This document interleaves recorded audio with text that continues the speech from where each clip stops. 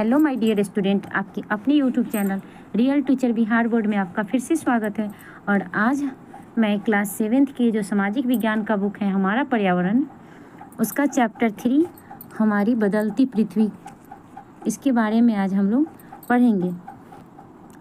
तो चलिए देर न करते हुए शुरू करते हैं।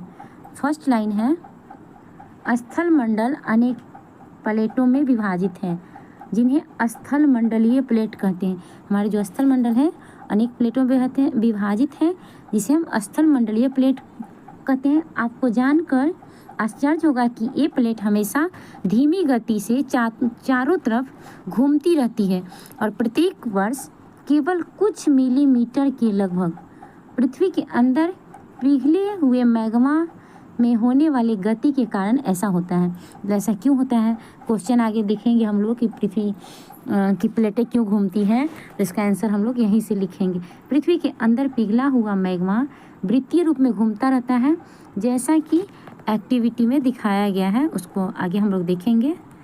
तो चलिए, प्लेट की इस गति के कारण ही पृथ्वी पर सतह परिवर्तन होता है। हमारी पृथ्वी पर जो सतह का परिवर्तन होता है, प्लेट की इसी गति के कारण परिवर्तन होता है। पृथ्वी की गति को उन बलों के आधार पर विभाजित किया गया है जिनके कारण ये गतियाँ उत्पन्न होती हैं। जो बल पृथ्वी के आंतरिक भाग में घटित होते हैं उन्हें अंतर्जनित एंडोजेनिक फोर्स कहते हैं, और जो बल पृथ्वी की सतह पर उत्पन्न होते हैं उसे बहिर्जनिक एक्सोजेनिक फोर्स कहते हैं। जैसा कि चित्र 3.1 में दिखाया गया है, इसको हम लोग देख लेते हैं। देखिए 3.1 में 3.2 3.3 है, देखिए यहाँ दिखाया गया है। तो चलिए अब आगे देखते हैं। आगे कह रहा है, अंतर्जनित बल कभी कभी आकस्मिक गति उत्पन्न करते हैं। जो अंतर्जनिक बल है आकस्मिक गति, तो कभी धीमी कभी तेज गति उत्पन्न करता है आकस्मिक, और कभी धीमी गति। भूकंप और ज्वालामुखी जो होता है आकस्मिक गति के कारण पृथ्वी की सतह पर अत्यधिक होती हैं। यहाँ पे पृथ्वी की गतियाँ के बारे में दिया गया है। देखिए डायग्राम में, एक अंतर्जनिक है, एक बहिर्जनित है। आकस्मिक बल, पटल निरूपण, ये सारे कुछ इसका दिया गया है। देखिए कुछ एक शब्दावली है यहाँ पे। स्थल मंडलीय प्लेट किसको कहते हैं? भूपर्पटी में अनेक बड़ी और कुछ छोटी कठोर असमान आकार की प्लेटें होती हैं, जिन पर महाद्वीप एवं महासागर की सतहें टिकी हैं। जो ठेठ भाषा में हम लोग सुनते नहीं दादी माँ की कहानियों में कि शेषनाग भगवान के फन पे हमारी पृथ्वी है, तो यही है और कुछ नहीं है। देखिए एक, क्या आप जानते हैं, एक रंगीन कागज़ की छोटी सी गोली लीजिए और इसे जल के आधे भरे बीच में रख कर दीजिए। बीकर को टिपाई पर रखकर गर्म करें। जल गर्म होने पर आप देखें कि गर्म जल की परतों के साथ कागज़ की गोली भी ऊपर उठती है और ठंडे पानी की परतों के साथ यह गोली नीचे बैठती है। पृथ्वी के अंदर स्थित पिघला हुआ मैग्मा भी इसी प्रकार गति करता है। देखिए एक एग्जाम्पल दिया गया है और इसके तरह से समझाया गया है। आगे चलते हैं। आगे है ज्वालामुखी जो होता है, भूपर्पटी पर खुला एक छिद्र होता है जिसे पिघले हुए पदार्थ अचानक निकलते हैं। देखिए यहाँ चित्र में दिया गया है कि कैसा होता है ज्वालामुखी, और उसके इस ऊपर वाले इसको ग्रेटर, इसको राख बोलते हैं, इसको क्रेटर बोलते हैं। ये निकास इवेंट है, ये लावा है, ये मैग्मा कोस्ट है, मेंटल है, परपटी है, भूपर्पटी। तो इस चित्र को अब है, एक बर्तन में एक्टिविटी है, जल से भरकर उसको ढक्कन बंद कर दें तथा गर्म जल करने के लिए रख दें। अब कुछ मटर, चम्मच और मोती ढक्कन के ऊपर रख दें। आप क्या देखते हैं, जैसे ही जल उबलता है ढक्कन भी हिलने लगता है। जो वस्तुएं आप ढक्कन के ऊपर रखी हैं उसमें कंपन होने लगता है, दाने नीचे जाते हैं और चम्मच के कंपन से ध्वनि उत्पन्न होती है। इसी भांति जब भूकंप आता है तो पृथ्वी में कंपन उत्पन्न होने लगता है। ये एक्टिविटी से यही हमको सीख मिल रहा है कि भूकंप कैसे होता है। अब देखिए यहाँ पे इसी प्रकार स्थलीय जो है स्थल मंडलीय प्लेटों की गति करने पर सतह पर कंपन होता है और यह कंपन पृथ्वी के चारों ओर गति करता है। इस कंपन को भूकंप कहते हैं। मतलब क्वेश्चन आएगा भूकंप किसको कहते हैं, तो स्थल मंडलीय प्लेटों की गति करने पर पृथ्वी की सतह पर जो कंपन होता है उसको क्या कहेंगे, भूकंप कहेंगे। भूपर्पटी के नीचे वह स्थान जहाँ कंपन आरंभ होता है वो क्या कहलाता है, उद्गम केंद्र। उद्गम केंद्र किसको कहेंगे, जहाँ पे भूकंप का कंपन आरंभ होता है। उद्गम केंद्र की भू सतह पर उसके निकटतम स्थान को अधिक केंद्र कहते हैं। देखिए 3 मेन उसका पॉइंट होता है, अधिक केंद्र, और एक होता है उद्गम केंद्र जहाँ से भूकंप उत्पन्न हुआ, और एक होता है भूकंपी तरंगे सभी दिशाओं में बाहर की ओर निकलती है। उसकी जो तरंगे हैं वो सभी दिशाओं में बाहर, अधिक केंद्र से कंपन बाहर की ओर तरंगों के समान गमन करती है। अधिक केंद्र के निकटतम भाग में सर्वाधिक हानि होती है। देख लीजिए ये अधिक केंद्र है तो यहाँ पे ज़्यादा नुकसान होगा, स्वाभाविक बात है। और अधिक केंद्र से दूरी बढ़ने के साथ भूकंप की तीव्रता धीरे धीरे क्या होगी, कम होती जाती है। तो आगे एक और यहाँ पे दिया है कि आप जानते हैं भूकंपीय तरंगे कितनी प्रकार की होती हैं। एक पी तरंगे अथवा अनुदैर्घ्य तरंगे, एस तरंगे या अनुप्रस्थ तरंगे, एल तरंगे या पृष्ठीय तरंगे। इन तरंगों के गुण धर्म विश्व कोश से ज्ञात करने का प्रयास करना है आप लोग को किया। आगे देखिए, आगे कर रहे हैं, यद्यपि भूकंप की भविष्यवाणी संभव नहीं है, लेकिन यदि हम पहले से तैयार हो तो क्या है, इसके प्रभाव को निश्चित रूप से कम किया जा सकता है। भूकंप का पता तो पहले से नहीं संभव है लगाना, लेकिन तैयार रहना है। जैसे कि आप लोग को हर सुरक्षित शनिवार में एक नया टॉपिक बताया जाता है, तो भूकंप से भी रिलेटेड बातें बताई जाती हैं, इसकी मॉक ड्रिल कराई जाती हैं। स्थानीय लोग कुछ सामान्य तरीकों से भूकंप की संभावना का अनुमान लगाते हैं, जैसे जानवरों का व्यवहार का अध्ययन, तालाब में मछलियों का उत्तेजना, सांपों का धरातल पाना। माने कि जो गांव के लोग होते हैं, स्थानीय लोग, लोकल, जहाँ ये घटना घटने वाली होती है तो वहाँ के लोग, जानवर लोग को पता होता है। ऐसा माना जाता है कि जानवर लोग खुलकर हमसे बता नहीं पाते हैं, उनकी भाषा हम नहीं समझ पाते हैं, तो वो लोग बताते हैं, लेकिन जो अनुभवी है उनको पता चल जाता है। अब है कि भूकंप की एक वस्तु स्थिति का अध्ययन दिया। देखिए भुज में भूकंप के झटके, इसको दिखाया गया है। यहाँ पे गुजरात में भूकंप द्वारा विनाश का दृश्य दिया गया है। एक्टिविटी है कुछ, भूकंप के पश्चात समाचार पत्रों के मुख्य समाचारों में रूप दिया गया भूकंप। एक वस्तु स्थिति अध्ययन पढ़े और इस घटना को क्रमानुसार श्रेणीबद्ध करना है।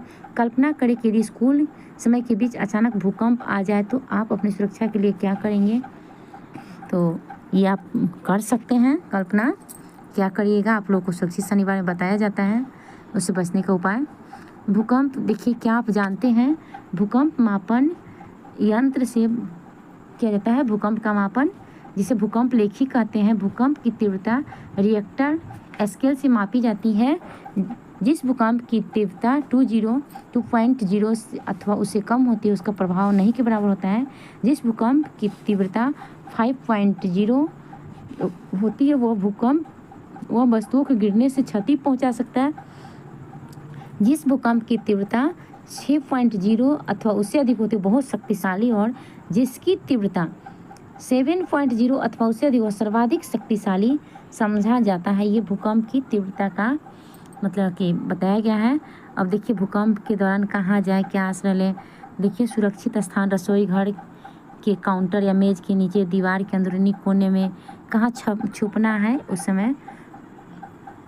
आग वाले स्थान से दूर रहना है। चिमनी के आसपास और टूटने वाले खिड़कियों, दर्पण, मतलब शीशा उसा है, तस्वीर फ्रेम है, उस जगह से बच के रहना है भूकंप के समय। मतलब कोना का ही सहारा लेना है ज़्यादातर। पहले से तैयार रहे। दोस्तों और परिवार के सदस्यों के बीच जागरूकता फैलाना है। आपदा का सामना में विश्वास से करें, मतलब इसमें घबराना नहीं है, हार नहीं मानना है। अब हम मुख्य स्थलाकृतियाँ के बारे में जानेंगे कि मुख्य स्थल अपक्षय और अपरदन नामक 2 प्रक्रमों द्वारा दृश्य भूमि लगातार विघटित होती रहती है और पृथ्वी की सतह पर शैलों के टूटने से अपक्षय की क्रिया होती है। भूदृश्य पर जल, पवन, हिम जैसे विभिन्न घटकों द्वारा होने वाले क्षय को अपरदन कहते हैं। वायु, जल आदि अपरदित पदार्थ को एक स्थान से दूसरे स्थान ले जाते हैं और फलस्वरूप एक स्थान से पर निक्षेपित होते हैं। अपरदन एवं निक्षेपण के ये प्रक्रम पृथ्वी के धरातल पर विभिन्न स्थलाकृतियाँ का निर्माण करते हैं। एक देखिए यहाँ पे और है चीज़ जो आप लोग के जानने वाली चीज़ें हैं कि विश्व में हजारों छोटे छोटे जलप्रपात हैं और सबसे ऊंचा जलप्रपात जो है वो दक्षिण अमेरिका के वेनेजुएला का एंजल जलप्रपात है। एक क्वेश्चन आपका यहाँ से आ गया, आपको एक जीके जीएस खेलने के लिए भी या किसी भी कम्पिटिटिव एग्जाम में भी पूछता है तो ये भी आइए, जो भी क्या आप जानते हैं इसको आप लोग नोट कर लीजिएगा नोटबुक में और याद करिएगा। अन्य जलप्रपात उत्तरी अमेरिका में कनाडा संयुक्त राज्य अमेरिका की सीमा पर स्थित है जलप्रपात है और अफ्रीका में जाम्बिया एवं जिम्बाब्वे की सीमा पर स्थित विक्टोरिया जलप्रपात है। जलप्रपात बोलते हैं झरना को। अच्छा, अब नदी का कार्य क्या होता है? नदी जो होता है जल के दृश्य भूमि का अपरदन होता है। नदी के जल से क्या होता है बेटा? दृश्य भूमि का अपरदन होता है।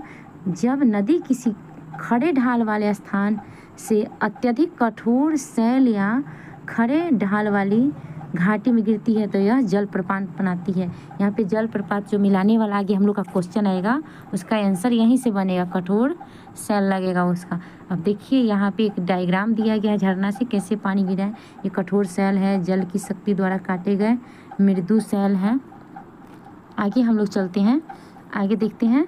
जल जब जो नदी है मैदानी क्षेत्र में प्रवेश करती है तो क्या करती है? मोड़दार मार्ग बहने लगती है।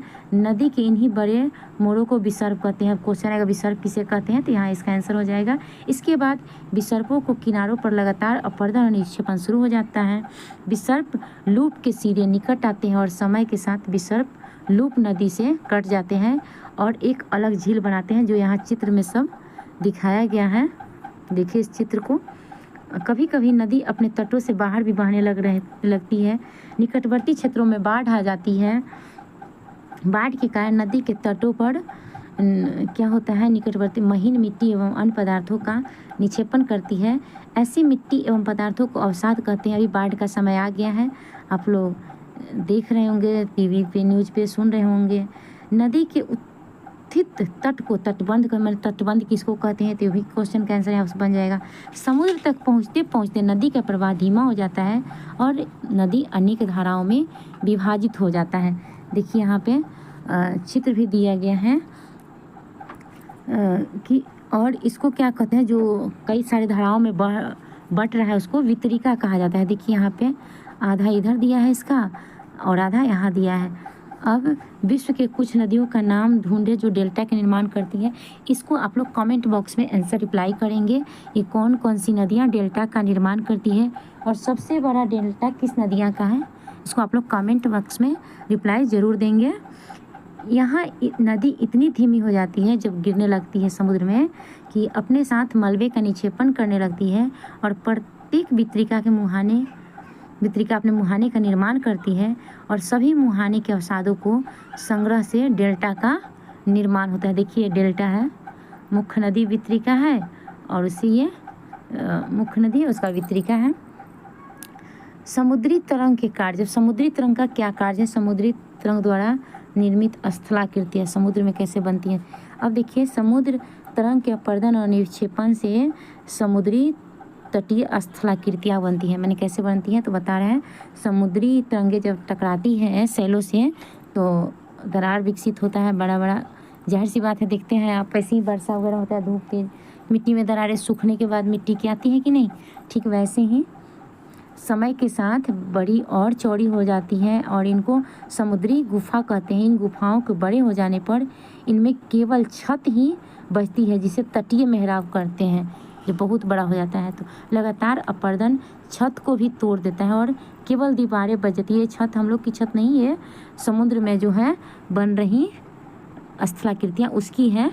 और दीवारों जैसी इन स्थलाकृतियाँ को स्टैक कहते हैं। इसमें कई सारा क्वेश्चन आएगा, तटीय मेहराब क्या हुआ, स्टैक क्या हुआ, तो ये सब यहाँ से आप लोग VVI इसको पॉइंट बाई नोट कर लेंगे। समुद्री जल के ऊपर लगभग ऊर्ध्वाधर उठे हुए ऊंचे शैलीय तटों को समुद्र भृगु कहते हैं। समुद्र भृगु किसको कहते हैं? समुद्री तरंगों का किनारा पर अवसाद जमा कर समुद्री पुलिन का निर्माण करती है। ये भी क्वेश्चन आएगा आपका, देखिएगा आगे।